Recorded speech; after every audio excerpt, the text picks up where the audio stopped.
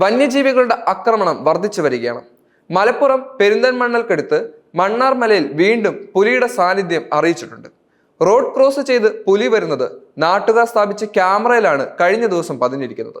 ഒരു മാസം മുമ്പും പുലിയുടെ ദൃശ്യം ക്യാമറയിൽ പതിഞ്ഞിരുന്നതായി സമീപവാസികൾ വ്യക്തമാക്കിയിട്ടുണ്ട്. എന്നാൽ അന്ന് വനം വകുപ്പ് കൂട് സ്ഥാപിച്ചെങ്കിലും പുലിയെ പിടിക്കാൻ സാധിച്ചില്ലായിരുന്നു. കുറച്ചു ദിവസം കഴിഞ്ഞതോടെ കൂട് കൊണ്ടുപോവുകയും ചെയ്തു. പുലിയെ പിടികൂടി ജനങ്ങളുടെ ഭീതി അകറ്റണമെന്ന് നാട്ടുകാർ ആവശ്യപ്പെടുകയും ചെയ്തിട്ടുണ്ട്. ശാശ്വത പരിഹാരം ഉണ്ടാക്കണമെന്ന് പഞ്ചായത്ത് അംഗം ഹൈദർ തൊരപ്പ ആവശ്യപ്പെട്ടിട്ടുണ്ട്. പലതവണ കണ്ടെങ്കിലും അത് പുലിയാണെന്ന് വനം വകുപ്പ് പറഞ്ഞപ്പോഴാണ് നാട്ടുകാർ സ്വന്തം ചെലവിൽ ക്യാമറ സ്ഥാപിച്ചിരുന്നത്. ഇന്നലെ രാത്രി 11:30-ഓടെയാണ് പുലി എത്തിയത്. പുലിയെ വീണ്ടും കണ്ടതോടെ പ്രദേശവാസികൾ ഭീതിയിലായി. പുലിയെ പിടികൂടി ജനങ്ങളുടെ ഭീതി അകറ്റണമെന്ന് നാട്ടുകാർ ആവശ്യപ്പെടുന്നുണ്ട്. ശാശ്വത പരിഹാരം ഉണ്ടാകണമെന്ന് പഞ്ചായത്ത് അംഗം ഹൈദർ തോരപ്പ ആവശ്യപ്പെട്ടു. പലതവണ കണ്ടെങ്കിലും അത് പുലിയാണെന്ന് വനം വകുപ്പ് പറഞ്ഞപ്പോഴാണ് നാട്ടുകാർ സ്വന്തം ചെലവിൽ ക്യാമറ സ്ഥാപിച്ചിരിക്കുന്നത്. വന്യജീവികളുടെ ആക്രമണം വർദ്ധിച്ചു വരുന്ന സാഹചര്യത്തിൽ കേരളത്തിൽ വീണ്ടും പുലിയുടെ സാന്നിധ്യം ഭീതി പരത്തുന്നുണ്ട്.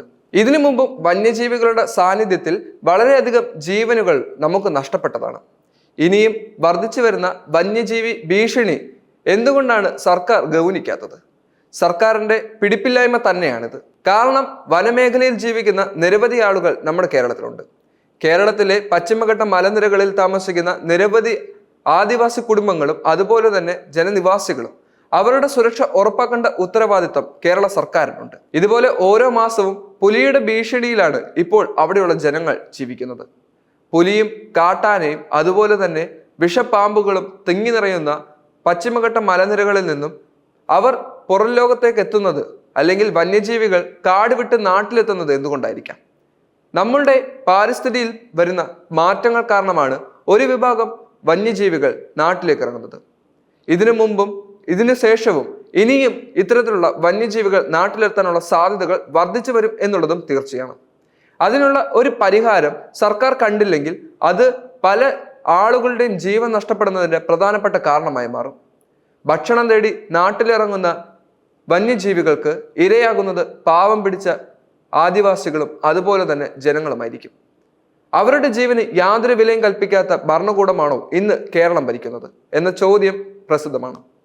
എന്തായാലും അവരുടെ ജീവന്റെ സംരക്ഷണം നമ്മൾ ഉറപ്പുവരുത്തണം.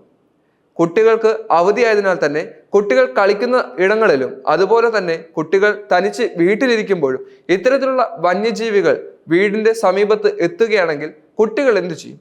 കുട്ടികളുടെ ജീവന് ആര് ഉറപ്പുവരുത്തും? അതുകൊണ്ട് തന്നെ ഇങ്ങനെ നാട്ടിലേക്ക് ഇറങ്ങുന്ന വന്യജീവികളെ കൃത്യമായി കൂട്ടിലടയ്ക്കുന്നതിനും അവരെ പിടിച്ച് കാട്ടിലേക്ക് തിരിച്ചെത്തിക്കേണ്ട ഉത്തരവാദിത്വം നമ്മുടെ ഓരോരുത്തരുടെയും ഉത്തരവാദിത്തമാണ്. അതിന് സർക്കാർ കൃത്യമായ പരിഹാരങ്ങൾ എത്തിച്ചു കൊടുക്കേണ്ടതും അവരുടെ ഉത്തരവാദിത്തമാണ്. ജനങ്ങളെ സംരക്ഷിക്കുന്നതിന് വേണ്ടിയുള്ള ഭരണകൂടങ്ങൾ എന്നാൽ ജനങ്ങളെ സംരക്ഷിക്കാതിരിക്കുകയാണോ ഇപ്പോൾ?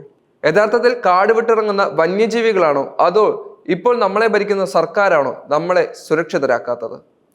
ഇതുപോലുള്ള വന്യജീവി ആക്രമണം മൂലം മരണപ്പെട്ടവർക്ക് കൃത്യമായ സഹായം നൽകിയതുകൊണ്ട് മാത്രം ഒരു കാര്യവുമില്ല. അവരുടെ ജീവൻ സുരക്ഷിതമാക്കുകയാണ് ആദ്യം ചെയ്യേണ്ടത്.